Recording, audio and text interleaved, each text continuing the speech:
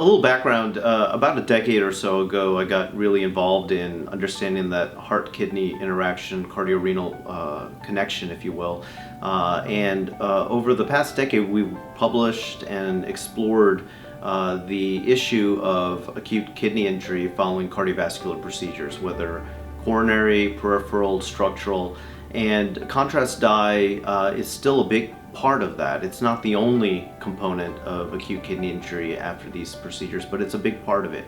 And so a lot of my work has been spent trying to understand how we can minimize the use of contrast dye, how we can use better agents and be safer in these procedures. When you look at how we inject contrast using a simple manifold system or syringe, things really haven't changed in 40 years. It's still injection with very little attention paid to how much we're using. Contrast that to radiation safety. We keep track of the radiation dose that we're giving patients, and we know that affects not just the patient but the operators as well. And we've done a very poor job in the cardiovascular space of tracking contrast use. And then the whole other side of it is, are we able to reduce rates of acute kidney injury by using a prescribed amount of contrast that's monitored using an injector system versus a manifold? And that there's some data that maybe automated injectors might help with AKI, but certainly that area needs to be explored further.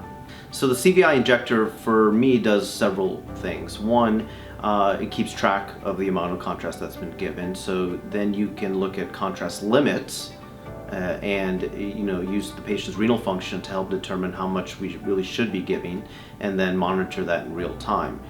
Second, it really allows us to tailor the amount we're giving with each injection. The convenience in peripheral interventions, for instance, is to replace having a different injector with a different modality of giving contrast. You have one technology that does everything. You press on that button and you can get a bolus injection for an aortogram and then do your selective injection. Same thing, for TAVR and coronaries.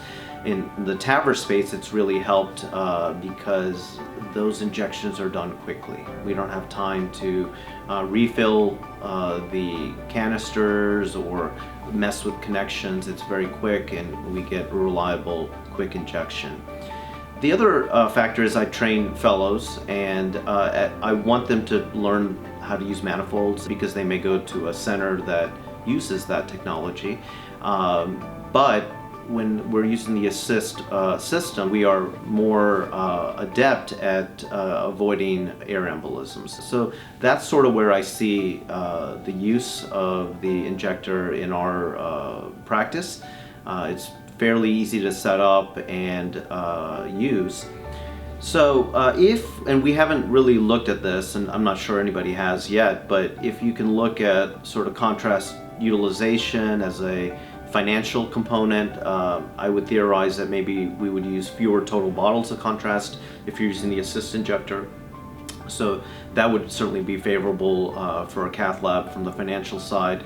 And if it's easier to set up and there's less time spent setting equipment up, maybe room turnover and things like that are better. Our evolution really is in the use of the ACIST injector has come about because of how busy we've gotten. I think it's a great product for integrating into workflow. So the busier we are, we know we can set up the injector, we have the contrast bottle, and then we can roll through our cases during the day. So as we've gotten busier and our workflow has been stressed, this has helped with that.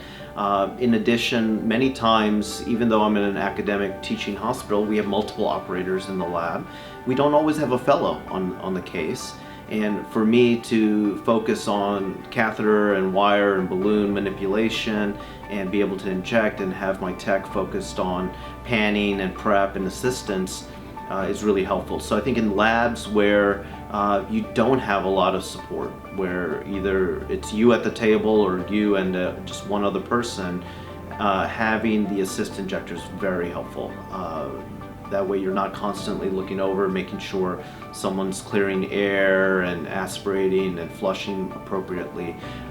You can even manipulate the catheter and have the ACIST button right in your hand and do everything all at once.